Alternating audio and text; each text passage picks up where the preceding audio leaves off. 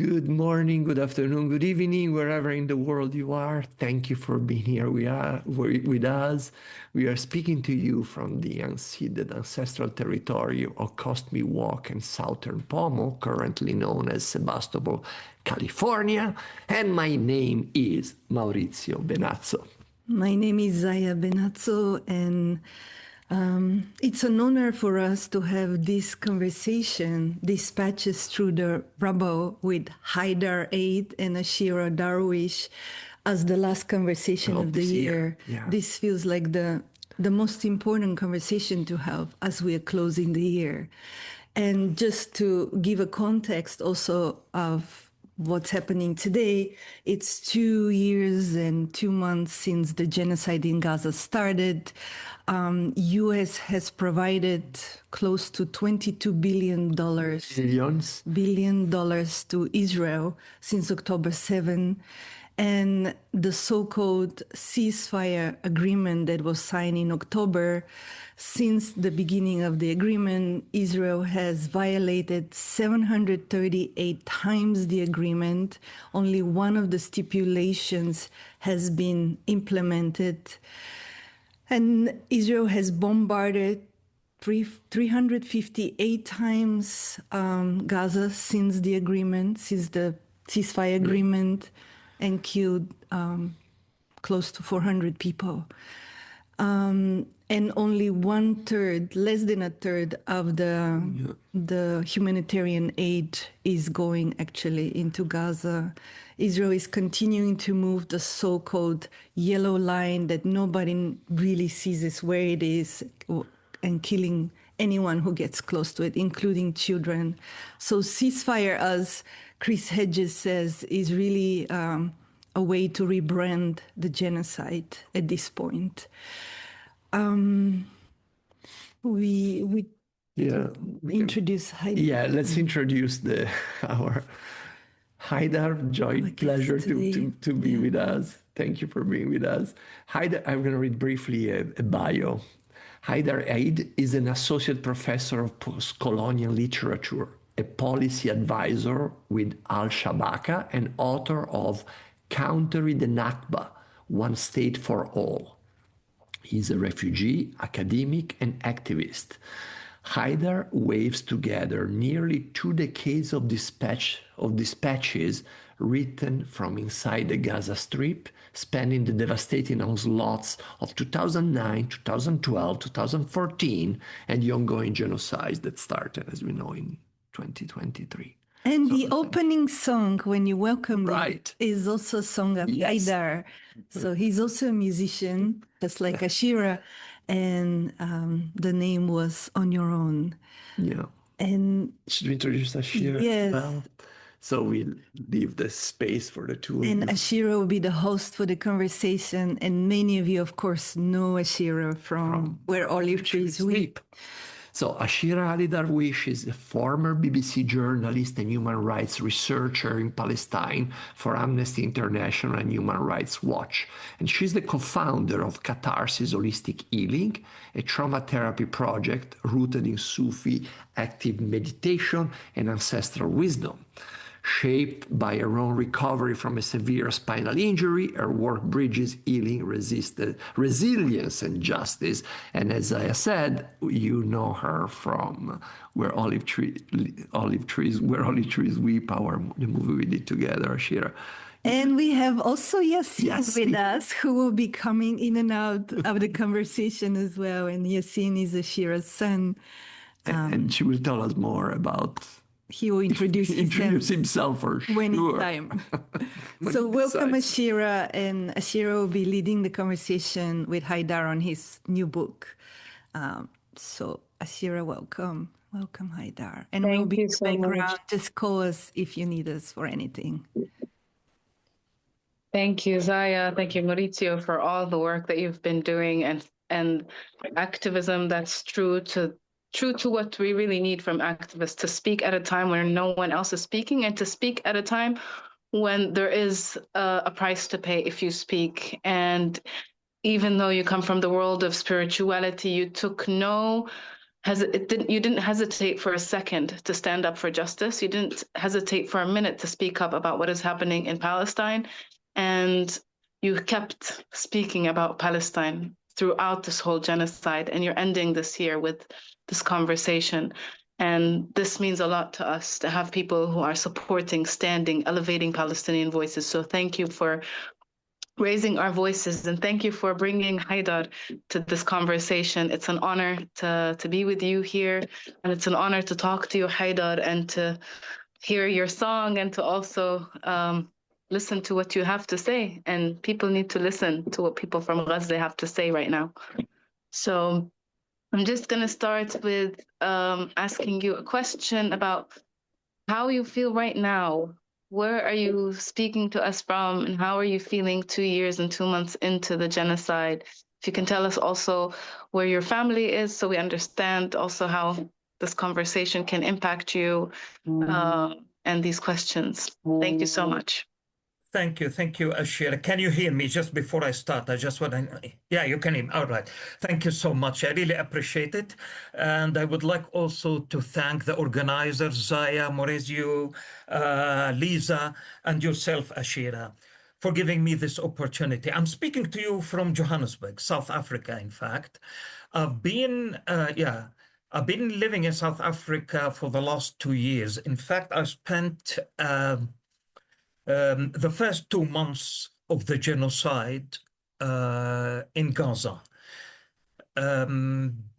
Between the 7th of October and the 5th of December, I was displaced 3 times together with my family, my partner, my wife, and my two children. And at the beginning of the genocide, in fact, I happen to have dual citizenship, Palestinian and South African, because in 1997 I decided to come to South Africa and further my studies, where I joined UJ, the University of Johannesburg, and I got my PhD degree in post-colonial and postmodern literature, critical theory, etc. And I worked here and I got my citizenship. And that's what helped me to leave Gaza 2 months after the beginning of the genocide. In fact, at the beginning, I remember on the second or third day of the genocide, I was contacted by the South African embassy in Ramallah, and they asked me if I wanted to leave, and I refused. I refused because in principle, I didn't want to leave Palestine. It happened in 2008, 2009. It happened 2012, 2014, 2021, and I refused to leave. And the reason why I refused to leave in the previous massacres is because I didn't have children. And I thought that in principle, I wouldn't leave. This time is different. They started targeting not only activists, not only academics, but their families. And you know the story of my late friend, Rifat Al-Arair. I'm sure everybody is familiar with this name. And one of my former students who became also a BDS activist, Khalil Abu Yahya, he was also targeted at the end of October, together with his wife and his 2 little kids and his family. I was with him 3 hours before they killed him. So it came to the point where I had to decide. I have a family, and I was staying with my sister, and we were about 7 families staying in one flat in Rafah. That was my 3rd displacement. So I had to take a decision, and that's why I contacted the South African embassy, and we were evacuated together with, I think it was 17 South Africans staying in Gaza. And I have been here in South Africa for the last 2 years. I'm still trying to settle in. We are still trying to understand the trauma. I mean, we are conscious. We are aware of, the trauma we've been through, especially the little kids, joining the university. And luckily they speak English. But, it's a fight. It's a struggle. And I was offered also the position of a research associate at the University of Pretoria and at the University of Nelson Mandela University, NMU. So this is, this is my story. But in fact, before I start talking about, the book and the genocide and Gaza, I always start by, since I've arrived in South Africa, I always start by paying tribute to more than 38 colleagues of mine from Al-Aqsa University who have been killed by Israel's genocidal and killing machine. I also start my interviews and lectures by paying tribute to more than 288 students from Al-Aqsa University, including some of my most brilliant students. And I can give names from Khalil, Turim, to Aya. Aya was the last student who was killed actually in the last week before the genocide, together with her parents in the Nusayrat refugee camp. And I can't go on and on and on, but I thought that, I must mention that because, this is the background that I come from. You introduced me as an associate professor, as a BDS activist, as et cetera, but I'm a genocide survivor. I am a genocide survivor. I am a voice from Gaza. And this is why, since I arrived, I decided, the first book, this is the second time I'm being interviewed here. The first time I was interviewed about my third book, titled Decolonizing the Palestinian Mind, which is very theoretical. And the new book that has been published in Canada, in fact, is the one that we are discussing now, Dispatches from Gaza, banging on the walls of the tank. So that's my caveat, Ashira. You can go ahead and ask whatever you like. Yeah. Thank you, Haidar, and may they rest in peace, inshallah. Thank you. When you began writing these dispatches, what did you actually intend them to be? Was it just for you to document, or was it your act of resistance or survival, or everything together? Well, I think I would say, yes, I would say everything together, in fact, Ashira, but I also, let me be honest with you. I noticed that there were about 2 or 3 books written by non-Palestinians about the Gaza genocide. Now, I can ask you, Ashira, you are a Palestinian, and you know all the comrades here that we have. How many books have been written about Gaza by Palestinians from Gaza? We need, in other words, we need to amplify Palestinian voices in general, and Palestinian voices from within, from Gaza in particular. I am a witness. If you notice, people who have read the book, it's a kind of a collection of essays, pieces, articles that have been written over the last 18 years. So as a witness from Gaza itself, the first piece, for example, goes back to the 2006 elections. When we Palestinians of the Gaza Strip and the West Bank, if you remember, Ashira, after the collapse, after the destruction of Iraq, we were asked to head to the polling stations and vote for our representatives in the legislative council. And, if you remember, it was the George Bush doctrine, spreading democracy in the Middle East. So only one third of the Palestinian people were allowed to vote for their representatives. Palestinian refugees were never allowed to vote for their representatives. Palestinian citizens of Israel were never allowed also to vote. And only Palestinians of Gaza and the West Bank went to the polling stations in January 2006. At the time, they voted against the Oslo Accords, against the facade of the peace the peace process, which ended up being process but never peace. In actual, I was in Gaza at the time. I never voted because I don't believe that you can vote freely under occupation. I mean, that's why I'm opposed to that. But people voted against the Palestinian Authority, voted. It's not because most people supported Hamas at that time. It's because people wanted to vote against the corruption of the Palestinian Authority and against the two-state solution, the racist two-state solution. And therefore, the apartheid Israel, in cahoot with reactionary Arab regimes and the United States of America and the European Union, liberal democracies in the world, decided to impose a medieval siege on the Gaza Strip. And I was there. There were times when we couldn't find milk for our kids, when we couldn't find medicine for, I mean, how many people died because they couldn't find medicine at that time? And as if that was not enough, genocidal Israel, 2 years after that, decided to launch a massive attack.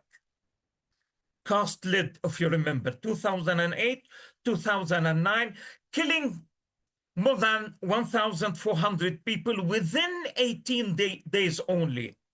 So at the time, Ashira, we Palestinians are naive. We used to say, وين العالم? Where is the world? وين العالم? Where is the world? We expected the international... Sorry? Until today, that's correct. That's correct. But the thing is that we expected the international community to do something.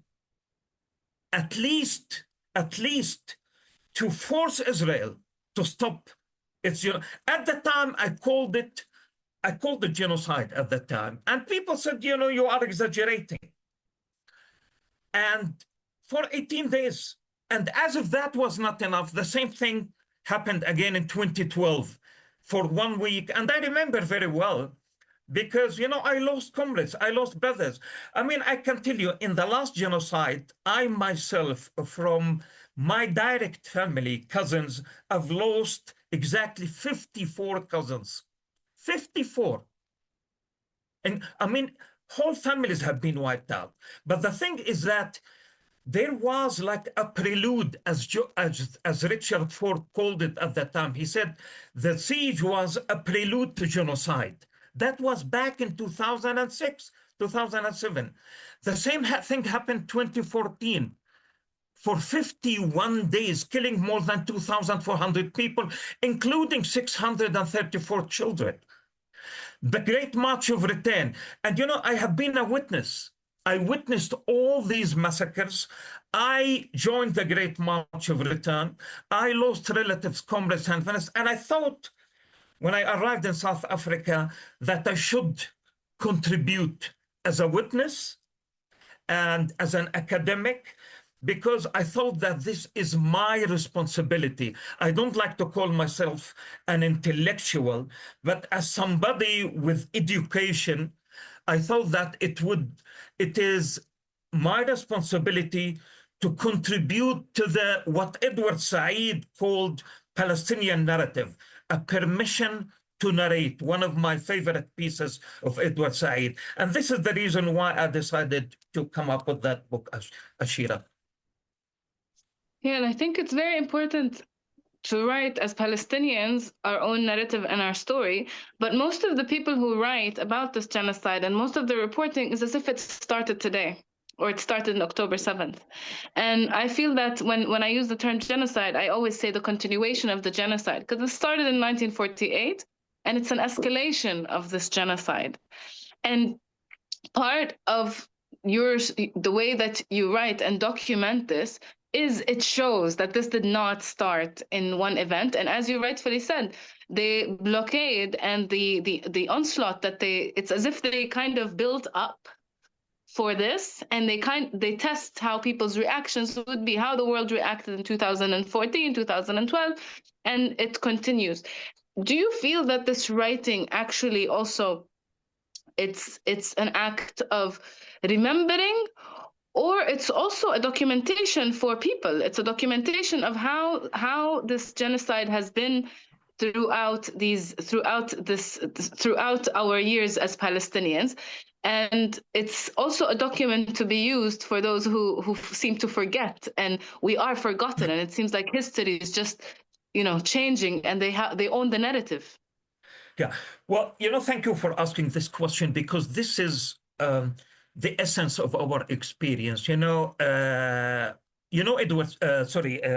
Kanafani's book on resistance literature, and try to link that to what Edward Said had to say about, I said it, permission to narrate, writing the Palestinian narrative.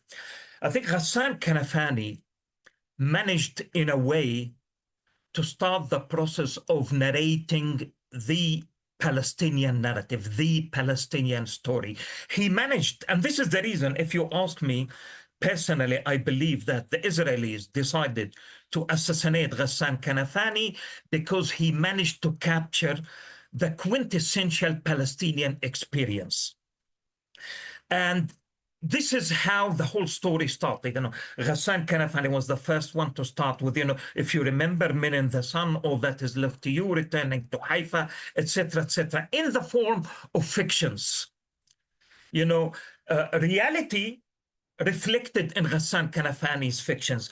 And then I was affected. I think he was one of the gurus, him, Edward Said, Mahmoud Darwish, etc. But Ghassan Kanafani in particular, in fact, I decided, and I decided to teach his literature to my students, because that is part, I said, of our role as Palestinian academics, to continue writing the Palestinian narratives and conscientize the new generation about our story that, as you said exactly, I completely agree with you, did not start, on the 7th of October as mainstream, Western media tries, which is a Zionist, actually, Zionist idea that as if life on earth started on the 7th of October.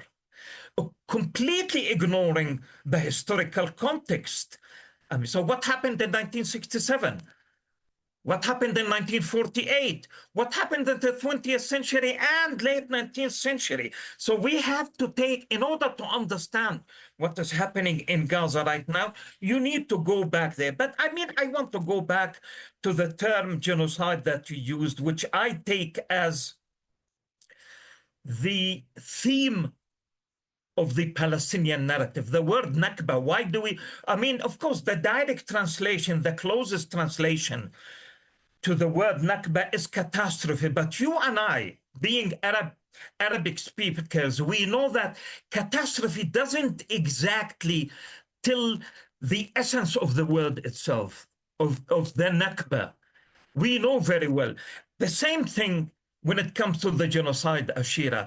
I think, seriously, and I make it absolutely clear in the book, that I have been saying this has been an ongoing genocide. It did not start on the 7th of October. And what's happening in Gaza right now is a combination of genocide and ethnic cleansing.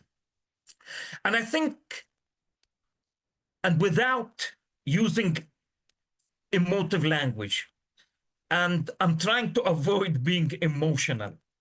I'm doing my best.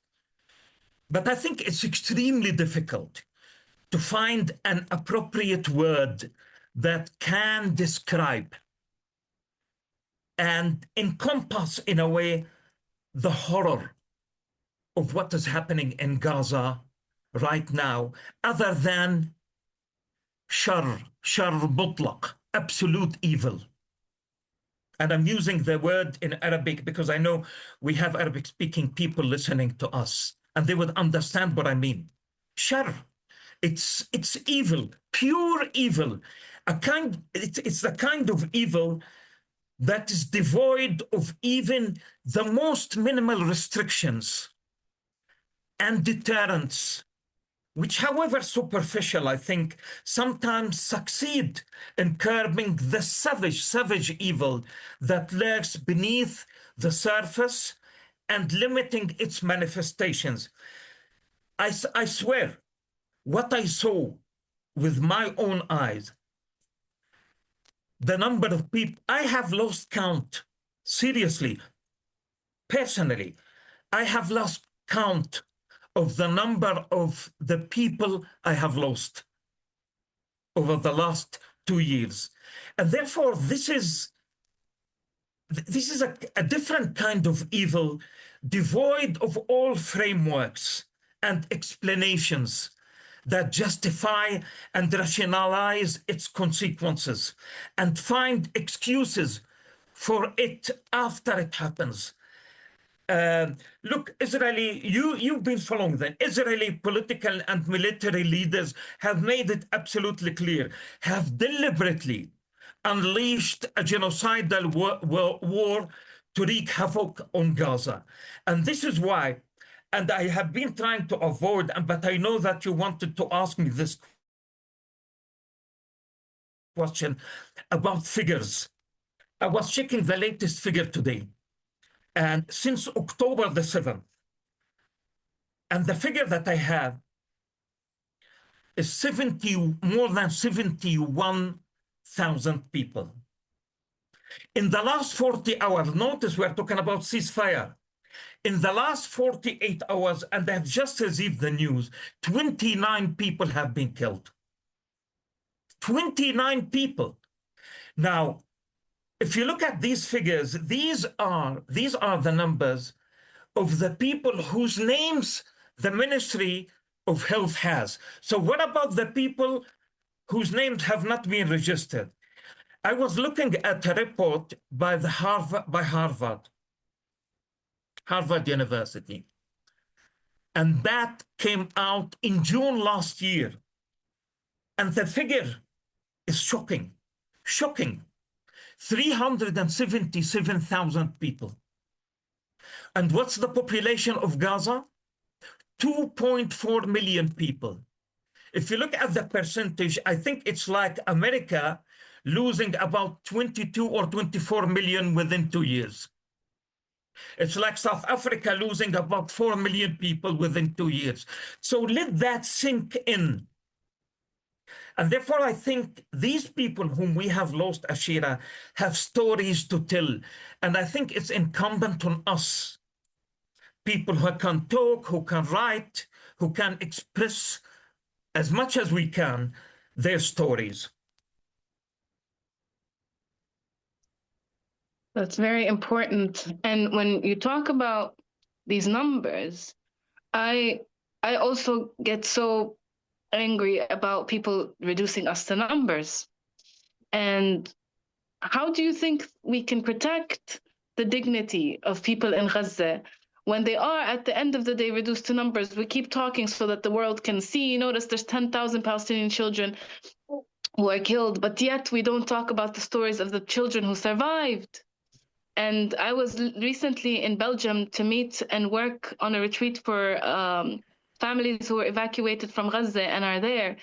And I broke. I couldn't, my heart couldn't listen to the stories. I told them at some point when one woman was talking, I was like, I can't even listen, because I can't feel that I can help after the moment that I listen to these tragedies of children losing their families, separating from parents, being shipped to Egypt, from being shipped to Egypt to trying to escape by sea, on a dinghy, to being in the water in the Mediterranean and not having anyone come to save them when their dinghy drowned, and going through drowning in the Mediterranean to get to escape to Greece, and then from there to have them even sexually abused in the centers.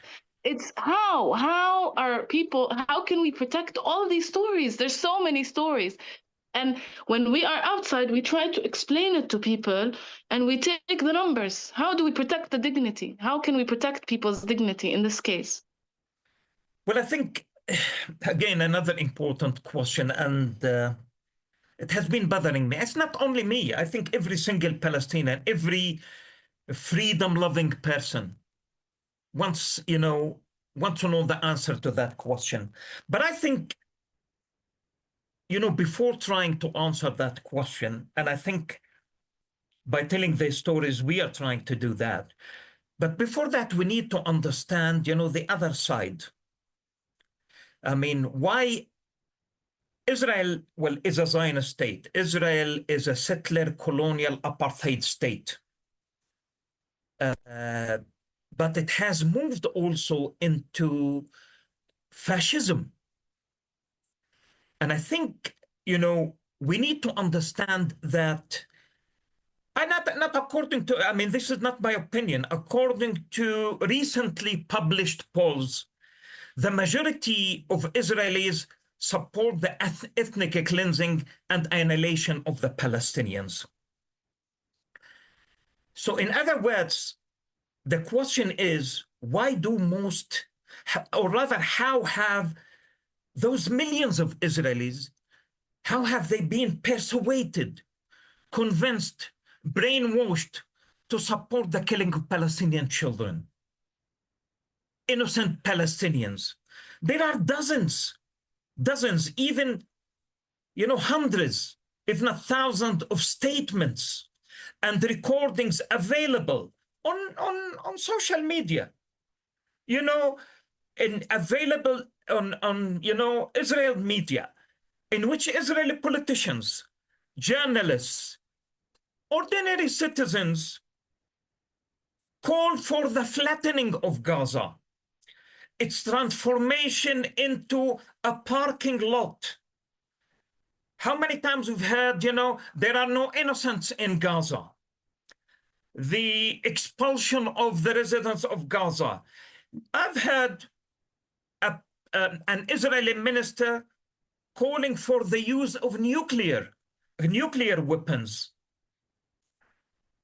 65% of Israelis do not believe that there are innocents in Gaza. And therefore, we need a counter-narrative. In other words, the Israelis, Zionists, dehumanize us in order to be able to kill us. A precondition for killing Palestinians is dehumanization. I'm speaking to you from South Africa. There was Sharpeville massacre in 1961, Soweto in the mid-70s, the uprisings of the 80s, almost the same thing, but it was not at the same scale. Never in the history of apartheid did the apartheid regime use Apache helicopters, F-16s, F-15s, F-35 to attack black townships, for example. But this is what apartheid Israel has been doing. Now the question, would apartheid Israel have been able to carry out all these crimes against humanity and war crimes without the support of the United States of America and the European Union? It is impossible. And therefore, I think we need to be able to understand the Israeli society, to understand that Israel is not, does not represent a form of classical colonialism, the kind of colonialism England, the UK, Egypt, the UK, India. No, this is settler colonialism.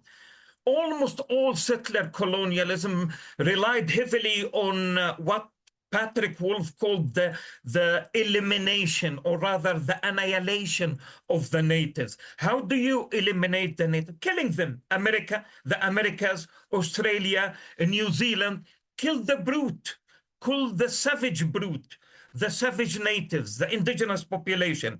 In South Africa, because they needed their labor, they decided to resort to apartheid.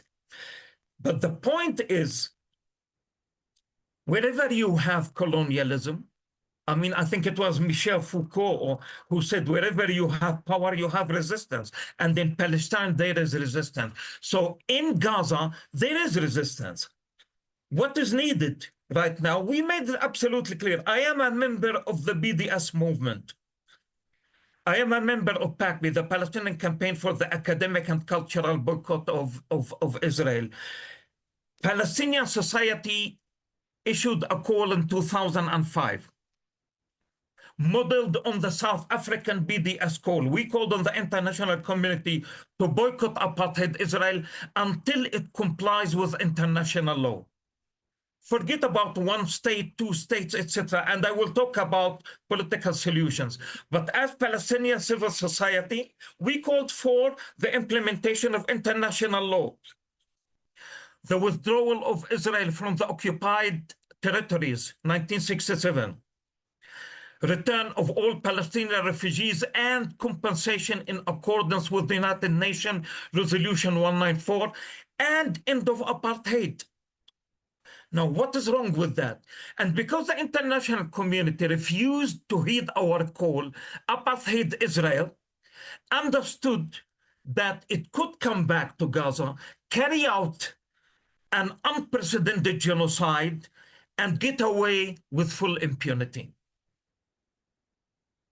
That's perfectly said. It's the impunity that allows them to do this. And I had a question for you about this, but you answered it beautifully. I wanted to ask you, you talk about BDS, and a part of me feels like, yes, BDS is great, and that was helpful maybe before the expansion of the genocide in Gaza. What do you think right now we as Palestinians need? What kind of forms of solidarity would be meaningful to people in Gaza? Because one of the things that I saw from everyone that I met from Gaza is this feeling of khuzlan. I don't know how to say it in English. Khuzlan from the whole world. It's disappointment, but in a higher, deeper meaning. Yeah. What would people in Gaza really want to see? Yeah. You know the song you played at the beginning? It's about khuzlan. We are left alone. We are on our own. And millions of statements by the Arab world, by the Islamic world, by the international community, condemnations of what Israel has been doing, etc., have done absolutely nothing. Only people's power. If we rely on governments of the West, we know where that will lead us. I think the first thing to do is, what do Palestinians want? That's the first question. The global BDS movement is Palestinian-led. It's our Palestinian voice that needs to be heard. And this is why I was in Gaza when, on the third day of the genocide, when the Gaza-based civil society issued a statement calling for a ceasefire. How long did it take to convince the international community to persuade apartheid Israel to implement ceasefire? And notice, about 40 days ago, according to Trump's plan, which was endorsed by the Security Council, apartheid Israel decided to start the ceasefire.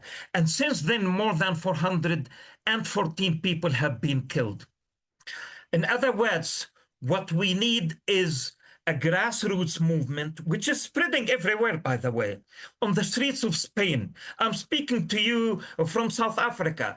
The South African government decided for the first time to take apartheid Israel to the ICJ, International Court of Justice. Israel have been accused of committing genocide in Gaza. Now, what is needed is a complete and total isolation of Israel as an apartheid state. Apartheid is the second gravest crime against humanity after genocide. Apartheid Israel has been committing every single crime against humanity that you can imagine, from genocide to ethnic cleansing to colonialism to settler colonialism. You name it, to military occupation. And therefore, I think what is needed right now is an intensification of the BDS campaigns all over the world, and isolation of apartheid Israel.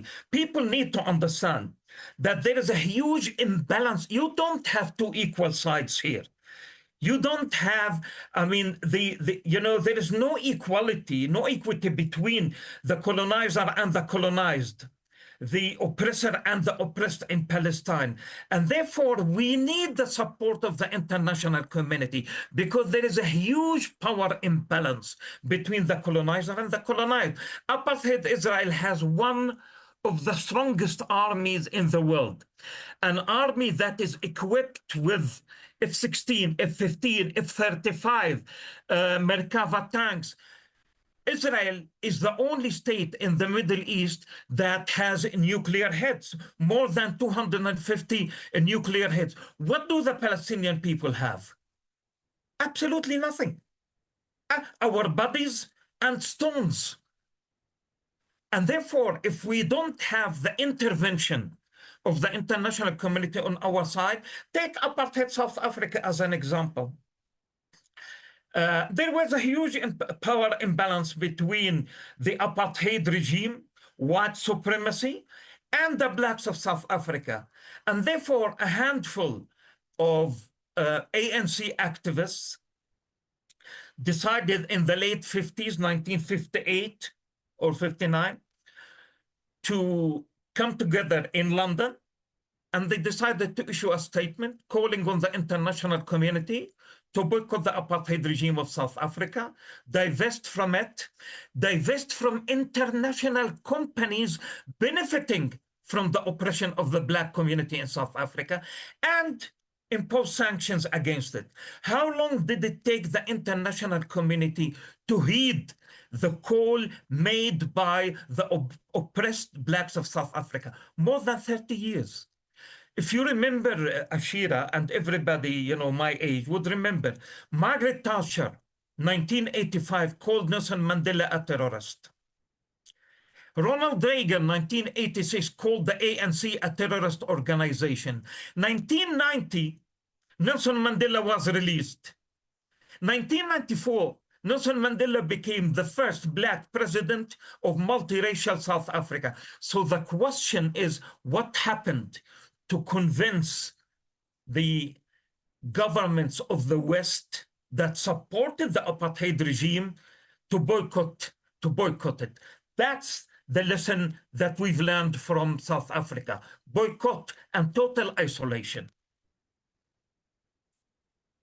Thank you so much. And I would add to that, like right now I'm in London, and we have people who have protested for Palestine, who are currently on hunger strike, and they are putting their lives on the line so that the genocide ends. And these actions and supporting the hunger strikers and moving to put pressure on the UK government in a way that they cannot survive, keeping these people in prison, I think is also something that I would like to put a highlight.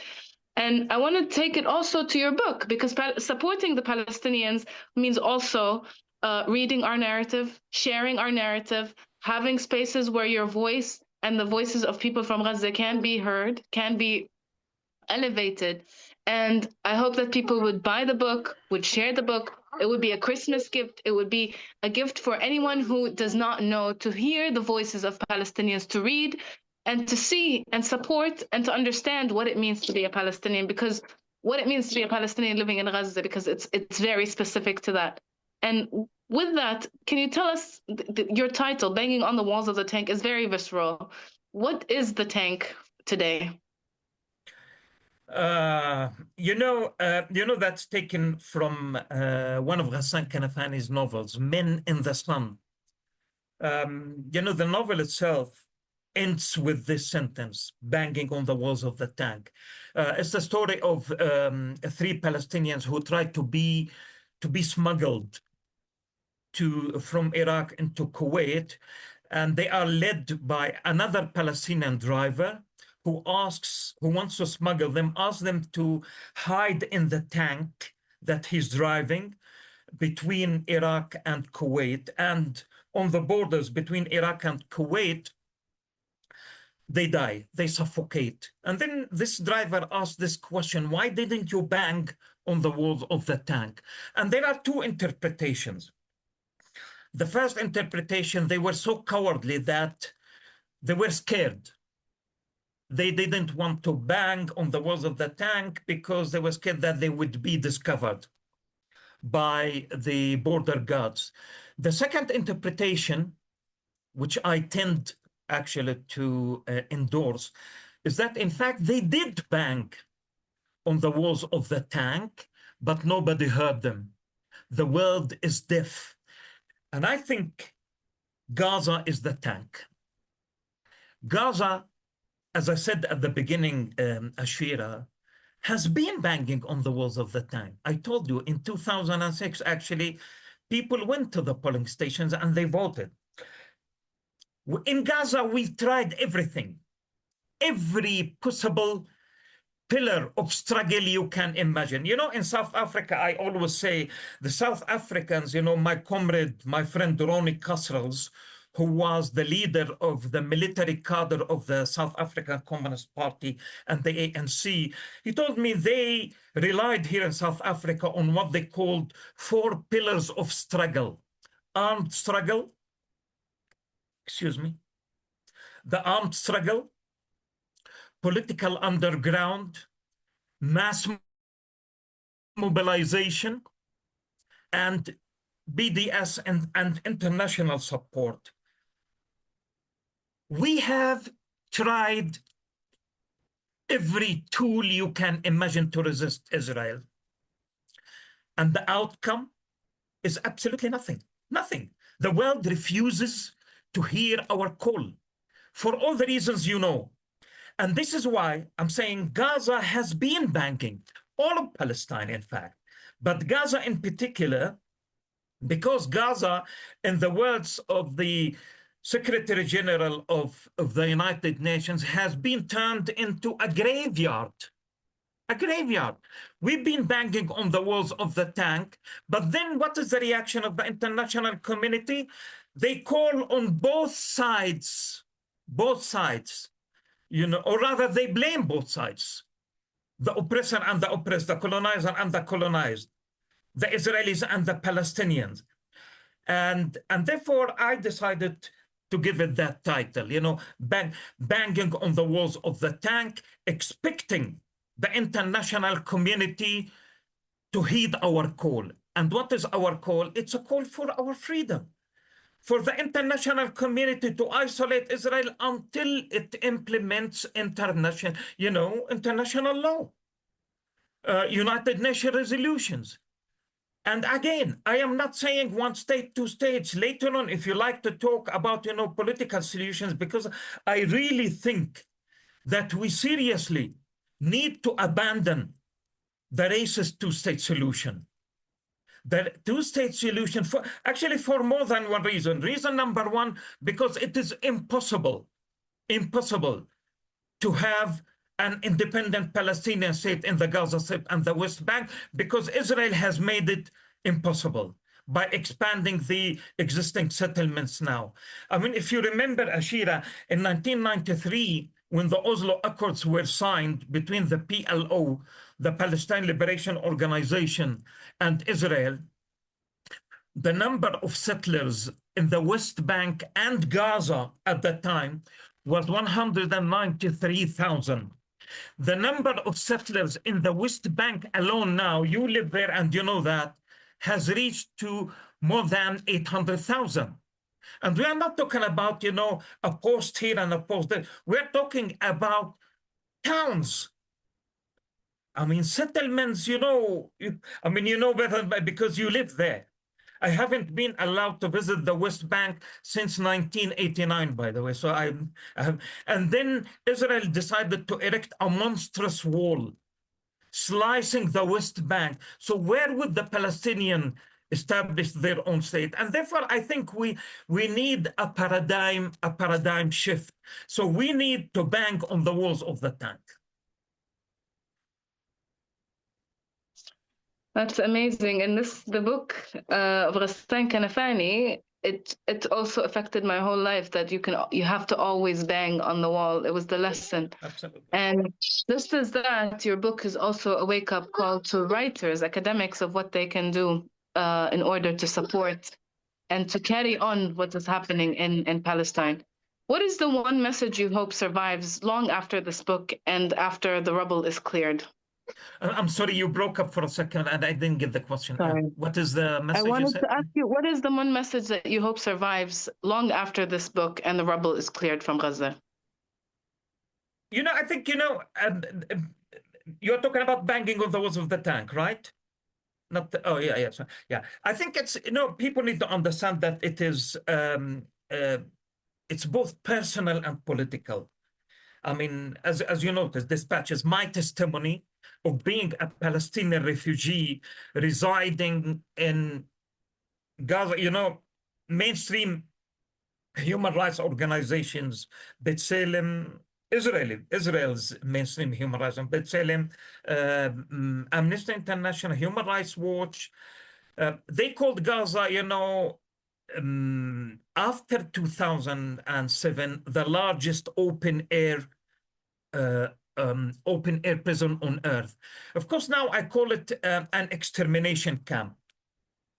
But I also want to answer your question, people to understand that this book is, I would say it's a voice from within, offering what I hope, offering a contribution or a way, in a way, or a way out of the man-made quagmire in Palestine. This is not a natural disaster.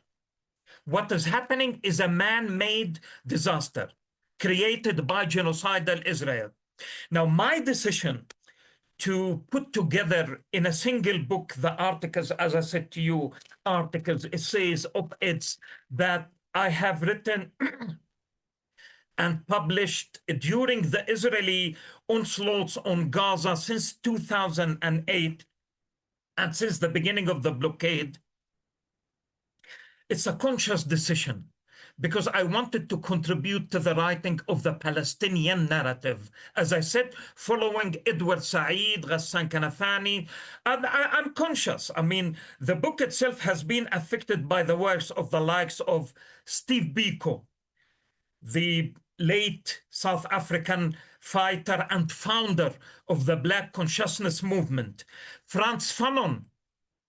I am a fan of the late Frantz Fanon, and certainly Ghassan Kanafani, Edward Said, among other, I would call them towering intellectuals and activists of our so-called post-colonial world. But I must also add, I'm conscious of the impact of my stay and studies in post-apartheid South Africa. I arrived in South Africa in 1997. I looked at the similarities and the differences. In South Africa, it was about exploitation, exploiting cheap black labor. In Palestine, it's about annihilation, killing the Palestinians altogether. So I think the point of the book is not to give, a final solution to what has been termed by right-wing politicians and some mainstream media outlets as the Gaza conflict. It's not a conflict, because there are no two equal sides here. So it's a voice from within. So this is, in a way, I don't want to say, there is one message. No, there is more than one message in the book. And I would leave that to people, to find out. Thank you, Haidar. I wanted to also ask you, is there a moment of beauty, of tenderness that you want people to know about from Gaza? Something that also still gives you hope to keep going? It's, since the 7th of October, until last week, I was unable to read a novel. I was unable to watch a movie. You know, I love watching movies, part of what I do, you know, my cultural studies, etc., etc. It's as if my life came to a standstill. Life before the 7th of October, just to give you, and I don't know, I don't want to say that I'm, you know, I'm speaking metaphorically here, but actually this is what happened. When I talk about myself before the 7th of October, I use the second personal pronoun, he. Haidar Eid before the 7th of October. He is a different person. After the 7th of October, I use I, the first personal pronoun. I remember very well when I was displaced for the third time, I stayed in my sister's house, which has also, by the way, I lost my own house. I lost my family house where I stayed when I was first displaced. And then I moved to Rafah. I stayed my sister, and her house has been also destroyed. So in my third displacement, the neighbor's house was attacked by an F-16, and 7 members of the family were under the rubble. They managed to extract 6 bodies. The 7th body was still, by the way, the most hated word in Gaza right now is anqad, debris or rubble. And what was written on the destroyed wall, Hussam لا زال تحت الأنقاض. Hussam is still under the rubble. And I felt at the moment, I had like an out of body experience where I had like a dialogue between me and myself. And this dialogue has been going on. And that is what, excuse me, what in a way helped me write this book. It's like a dialogue between me and myself, between Haidar before the 7th of October and Haidar now. Now, the hope that I have, to answer your question, Ashira, is when South Africa decided to take Israel to the ICJ, when hundreds of thousands of university students decided to protest in the United States of America and the colonial West, when millions of people took to the streets in Australia, the UK, the hunger strikers right now in the UK, the growing BDS movement.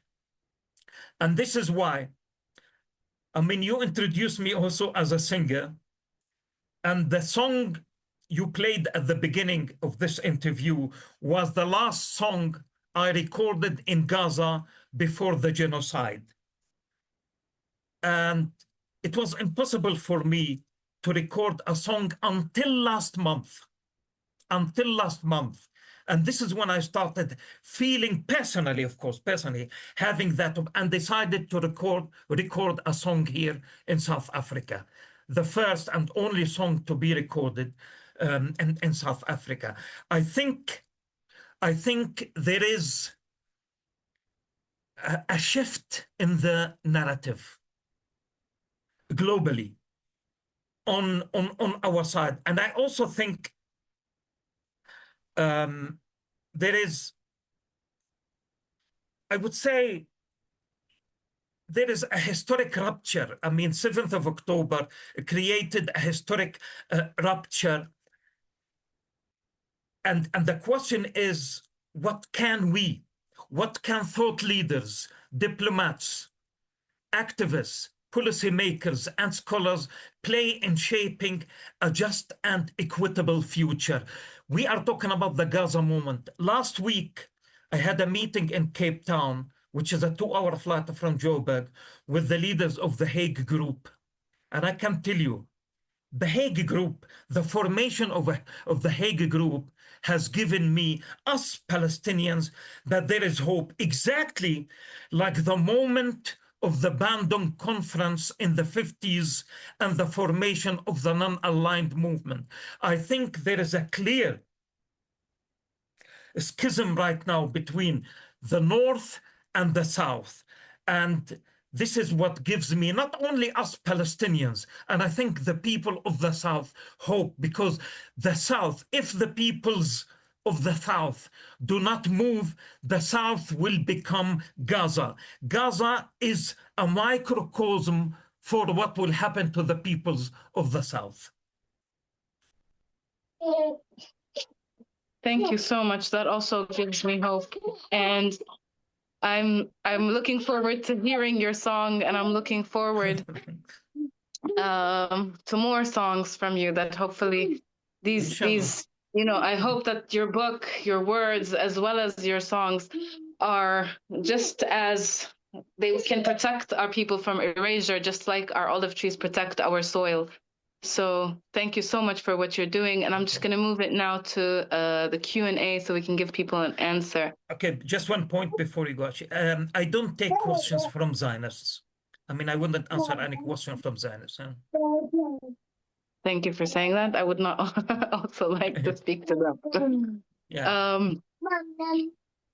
Let me look at them. In 1947, South Asia lost 1 million people to death in the partition of India and Pakistan, and it's taken nearly 80 years to heal. We are finally listening to the stories from the grandmothers and grandfathers through efforts of nonprofits. How can we support Palestinian efforts to tell their stories and not wait for 80 years to tell the stories? I think, any movement in the world to support Palestinians has to heed what the Palestinians are calling for. I mean, I think this is the principle that every single solidarity group should follow. Sometimes, and look, I know that mainly I'm talking here to comrades and people who support Palestine. Sometimes out of goodwill, people think that the Palestinian cause is a cause of charity. It is not a cause of charity. It's an anti-colonial cause. It's a cause of liberation. The people of Palestine are fighting for freedom for all inhabitants of historic Palestine between the Jordan River and the Mediterranean. We have international law on our side. What is needed is exactly what Palestinian civil society is calling for. So what does the Palestinian civil society has called for? It's very, very clear. BDS, boycott apartheid Israel. And not only, and I mean, I have been using apartheid Israel since, I don't know when, since I was born, but I have started calling it genocidal Israel. So a boycott of genocidal Israel, but not only genocidal Israel, but those who empower apartheid Israel, who support Israel, should be boycotted. International conglomerates, international corporations, international companies, Coca-Cola, McDonald's, etc., etc., you name it. I'm sure you know the companies that support apartheid Israel. That the governments that support Israel should also understand that they will be boycotted. I think the answer is very, very, very clear about that. And then, what do the people of Gaza want? I tell you, as I said to you, on the third day, if not the second day of the genocide, we, Palestinian civil society in Gaza, issued a statement. In the first line, we said ceasefire. Ceasefire. We don't want people now to fall into the fallacy that there is a ceasefire in Gaza. There is no ceasefire in Gaza. The genocide has taken a different form, in fact.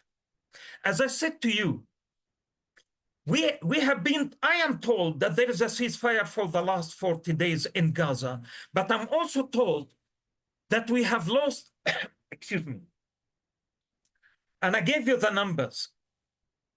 Hundreds of people have been killed since the beginning of the implementation of the ceasefire. 414 people. 414 people. People are dying now because, because they are living in tents now. 90% of Gaza's houses, buildings, universities, schools have been destroyed. We used to have 11 academic institutions in Gaza. All have been destroyed. I myself used to work at what used to be Al-Aqsa University. And I can tell you, we used to have the most beautiful campuses in Khan Yunis in the south and Gaza City, completely destroyed. And therefore, Israeli academic institutions have to be boycotted. So boycott does not only mean academic boycott, does not only mean economic boycott. There's also academic boycott, cultural boycott, military embargo. If the international community does not impose a military embargo on Israel, Israel will go on killing Palestinian children. I tell you, it's a genocide. I have always, since the beginning of the genocide, myself and my comrades in Gaza, we have been asking including Rifat al-Air, Allah yarhamu, who was my friend.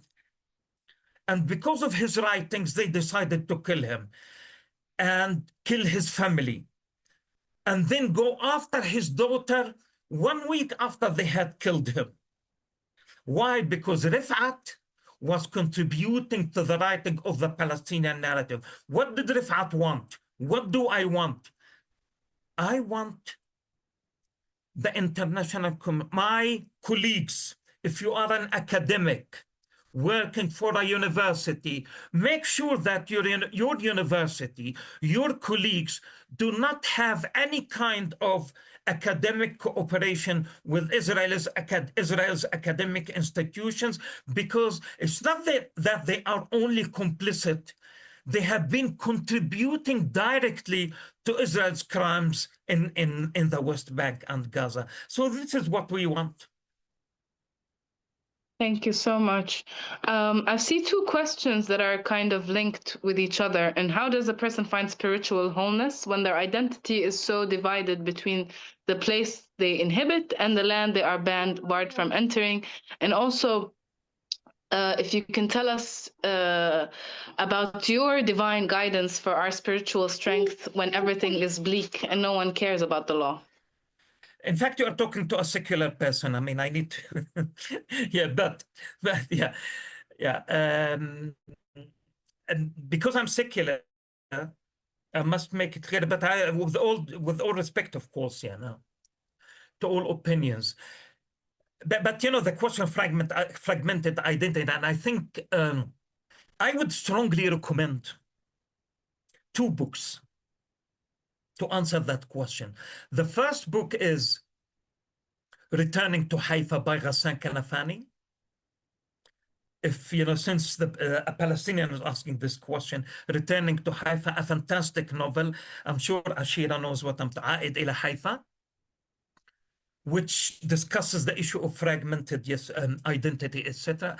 And the second book is by Edward Said, Out of Place. And the third book by Edward Said, again, After the Last Sky, taken from Mahmoud Darwish's poem, After the Last Sky, where does the bird fly? After the last sky, which is the answer to the question of the fragmented identity. We Palestinians, my problem, Edward Said's problem with the Oslo Accords signed in 1993 between the official leadership of the PLO and Israel is that the accords reduced the Palestinian people to only those who live in Gaza and the West Bank, to 1/3 of the Palestinian people, forgetting the Palestinian refugees living in exile and the diaspora, almost between 50 and 60% of the Palestinian people, forgetting 1.4 million Palestinians living as third-class citizens in the state of Israel. In other words, what apartheid did in 1948 is fragment our identities. Those of us, about 280,000 in 1948, moved to the Gaza Strip. There was no Gaza Strip, by the way, before 1948, for those of you who don't know. Israel created Gaza Strip after 1948 because Palestinians who moved in 1948 to the south, Egypt refused to accept them, and therefore Israel created the Gaza Strip. And then Palestinians in the north of Palestine moved to Syria and to Lebanon. And this is why you have a large community of Palestinian refugees in Syria and communities. So what happened to Palestinian identity? Then some people moved to the West Bank and became part of the Kingdom of Jordan. So you have Palestinians living in Gaza. You have Palestinians, by the way, personally, my sister lives in Bethlehem, which is a 45-minute drive from Gaza. I haven't been able to see my sister for 25 years. We live in Palestine. She has a Jordanian passport. She lives in Bethlehem. I haven't seen my nephews. I have never seen my nephews, in fact, born in Bethlehem. I myself was not able to attend my parents' funeral in 2005. Both of them died in 2005 because I lived outside. So now I'm talking about my family, my parents, my sister, myself. So that is, that is a Palestinian. What is Palestinian identity? And this is why we say almost every work of art, almost every novel, almost every poem written by is about identity and the land. You cannot separate the land from Palestinian identity. That's why we write. That's why we sing, because we want to unify this identity. So I am a Gazan, but I'm also a refugee. I'm the son of Palestinian refugees who come from the village of Zarnuga, which was ethnically cleansed in 1948. So I am Gazan, I am a refugee, and now I live in South Africa. Yeah, it's a fragmented identity. And this is why I said the 7th of October, I became very conscious of that fragmentation on the personal level. In other words, you can say we are schizophrenic. I am schizophrenic or schizophrenic. I mean, Haidar, he before 7th of October. And I remember my parents telling me the same thing. Now, so the question is, I don't belong to the Nakba generation. I was born in the mid-60s. But why do I have nightmares about the Nakba that took place in 1948? Dreams, nightmares are manifestations of our subconsciousness, our unconscious. But I have inherited that from my parents, which is the manifestation of the fragmentation of Palestinian identity. I hope I'm not digressing. No, you're speaking to the heart of it. Yeah. Sorry, did I answer the second question or I didn't? I'm sorry. Yeah. Well, it's mainly about, you talked about being secular, and the fragment. It would be good if we answer more about spirituality. If it's not secular doesn't mean you're not spiritual. So you can explain to us what gives you strength in the middle of this genocide. Okay, what gives me strength? I would rather address that question. I don't want to lie. Let me be honest with you. there are moments when I feel hopeless and helpless, of course. Look, I'm talking to you. I have my family in Gaza. We lost all our homes. Now, my sister, together with her sons, they are drowning as I'm speaking to you right now. I think you are in the West Bank, Ashira, and it's raining. No, oh, sorry. Okay. But anyway, you know, that's raining very heavily right now in Palestine, and they are living in tents. My brother has been diagnosed with prostate cancer. Now I have been trying to help. How can I get him out of Gaza? So I think, you know, I'm feeling hopeless, and there are moments where I'm feeling hopeless, but that doesn't stop me from joining all the protests that take place in Johannesburg. That doesn't stop me from launching my book. I just came back from Cape Town last week, where I took part in a conference, a closed convening with the Hague Group. I keep giving talks online, exactly like the one I'm doing right now, launching my book and talking to conscientious people, the beautiful people we have with us right now, because I believe that, let me quote Antonio Gramsci,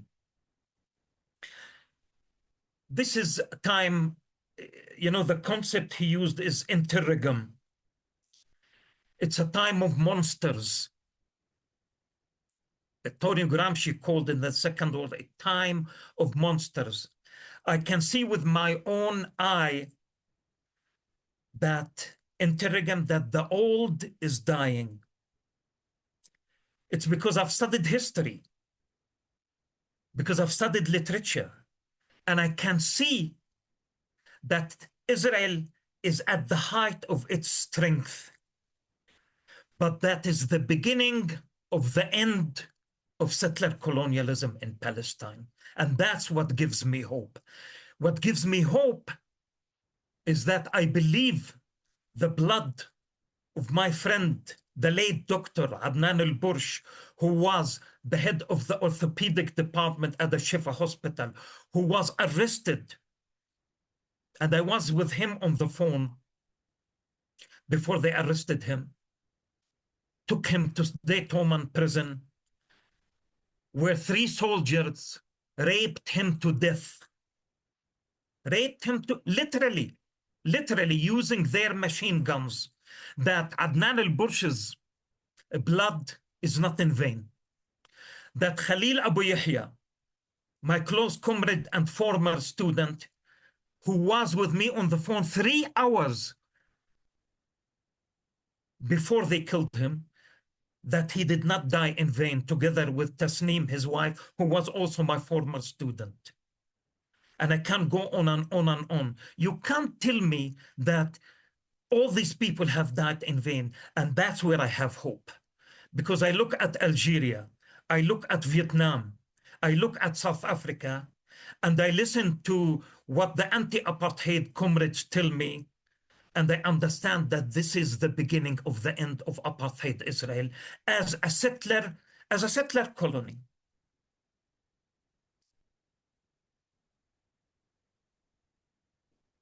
Yeah. Thank you. That gives us also hope. And it's, you know, may their memories forever remain with people talking and telling their stories, and may they rest in power. And I feel it also. I feel it's the end, and I feel sad that Gaza had to pay this heavy price for the world to wake up with their blood and bones and the stories of the loved ones that you've recalled, and the thousands of stories that we have. One question, we have 3 questions. One, 2 of them are about BDS and what they can do more. One from Oakland, who they're fighting with, they're trying to stop the arms from going to Israel. And I know, mommy. Sorry, this is my son. He's joining us because he has an ouchie and he broke his finger, so he needs a little bit more support. Yasin Ali. And to answer your question, Haidar, that's why I left, because I felt the same thing. When you have children, there's something else that moves, and I had to leave Palestine because I was fearful for my absence from my children and for what the Israeli state can do for making the film about Palestine. And yeah, so going back to the question of what can people do more than the boycotts in Oakland? What can we do more than what the amazing hunger strikers are doing? It was also mentioned Hiba, who's on 56 days of hunger strike, separated also from her mother, who can't get to her. There's a petition that people can at least do, and in order to support. There's also the Italians who sent a question about the BDS movement and the coming down from the government. How can they fight even harder and stronger? And what can you say and recommend to them? Yeah, thank you again. I think, as I said before, people have, to understand that the governments need to understand from, the grassroots level, civil society, that it's not business as usual. It's no longer business as usual. The current phase, I believe that the current phase represents a historical moment, a pivotal, actually, historical moment, witnessing a paradigm shift. That paradigm shift is represented. I'm sure the people who are talking about the BDS movement, etc., are following the statements we keep issuing. And those statements, in fact, express the paradigm shift that I'm talking about. This paradigm shift has started, or rather began, on October 7th, 2023. And I think whether consciously or unconsciously on the part of the planners of what happened on October, October 7th. But notice the achievements of the BDS movement before the 7th of October and the achievements after the 7th of October. You would notice, I myself was one of the founders, one of the co-founders of the BDS movement, especially in Gaza, 2005. And I was on the steering committee of PAC, Academic and Cultural Boycott of Israel. I want you to notice the number of artists, cultural figures who have joined the BDS movement, who refused to perform in apartheid Israel. Look at Eurovision. Look at the sports boycott. And therefore, no, it is leaving an impact. I remember in 2014, Benjamin Netanyahu calling the BDS movement a strategic threat. A strategic threat. I remember the Israeli president at the time calling the ACB, Academic and Cultural Boycott, calling it an existential threat. In other words, it is working. So if you are a BDS activist, you need to understand that if you go to the polling station, you want to vote for your representative has to understand that they will not have your vote unless they support the BDS movement. Look at Zahran Mamdani. I mean, people said it. I remember we were not allowed to say apartheid, in the United States of America until 2 or 3 years ago. Apartheid, I mean, people, they would accuse you of anti-Semitism, etc. We were not allowed to call for boycott. We have the mayor of New York calling for a boycott, endorsing our call. So we are, in other words, to our comrades who asked in Italy, and I'm proud of them. And by the way, I joined a platform last month with Francesca Albanese. She was in South Africa, where she gave a summary of her 3rd report on genocide, economy of genocide. And I joined her. She gave the Nelson Mandela annual lecture here in Joburg, which was great. And then I joined her at University of Cape Town, where I gave a talk and she gave a talk. And she was absolutely clear. The way forward is the isolation of apartheid Israel. So you, as BDS activists, you have to make it absolutely clear to your politicians. As for the comrades on hunger strike, now this is the first time it happens. And I think it exposes the hypocrisy of liberal democracy.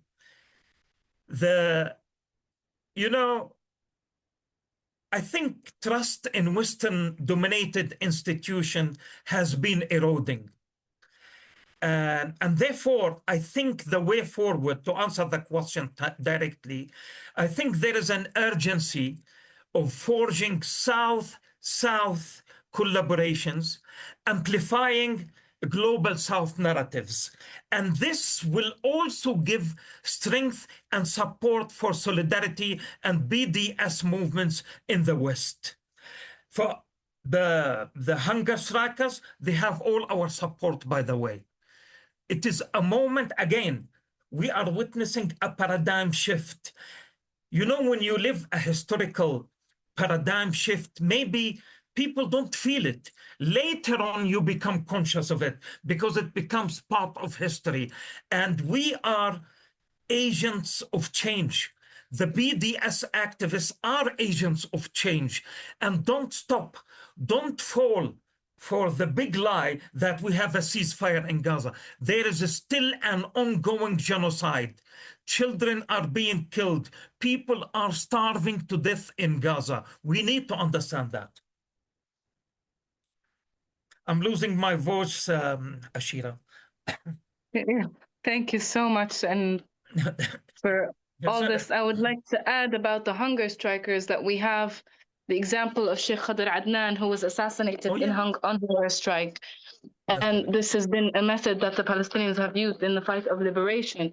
And one thing that Sheikh Haidar always used to say was that have yaqeen, have full faith in what your cause is, and that in your ability to resist and to fight, and in have full faith and yaqeen in the liberation of Palestine. See it, know it, and believe that you are working, you are marching, you are standing, you are on hunger strike for the liberation of Palestine, and it is near. As Haidar said, the world is shifting and changing. So make your actions stronger, louder for the hunger striker. Don't let a second stop. Don't let a city in the United Kingdom have peace until these hunger strikers are liberated. And let's make a shift, a change. And this will make people change. There will be such a huge shift. So have the faith and the willpower to keep going, because what they want is to break our willpower and our hope and faith that Palestine will be liberated very soon. So thank you so much, Haidar, for raising your voice. Thank you so much for writing the book, for making sure that our voices are heard around the world, for making sure that also, I would like to say to you, being away from Gaza and away from your family and taking this choice must be so hard to be witnessing from abroad. But thank you for staying safe. Thank you for protecting yourself and protecting your family, and for being there to document and still raise the voice of the Palestinians. Thank you so much, Zaya and Maurizio. Thank you to everyone who participated in this conversation. Thank you, Science and Non-Duality and the whole team, for amplifying our voices and keeping true to what we're doing and to support these amazing causes that we have in order to support people in Gaza. Thank you so much. Assalamu alaikum bi amanillah. Wa alaikum salam. Peace to you all. Salam. Thank you. Thank you. Thank you both. Thank you both for your unwavering clarity and dignity, and for being an example of what a true stand means, no matter what. So we all have responsibility listening to this conversation to keep going and continuing to make stands and support and protest and joining in whichever way we can. Thank you so much. And please read the book. It's available online, Banging on the Walls of the Tank, Haidar Eid, and keep sharing it with others. And till Palestine is free, that's it. We'll keep standing here. We keep meeting on the streets until Palestine is free. This is our responsibility now. As Haidar said, this is just a test of what will happen to the world. It's happening. What is happening to the world. We have to stop this. We have to stick together and do something, little or big. We have to do something.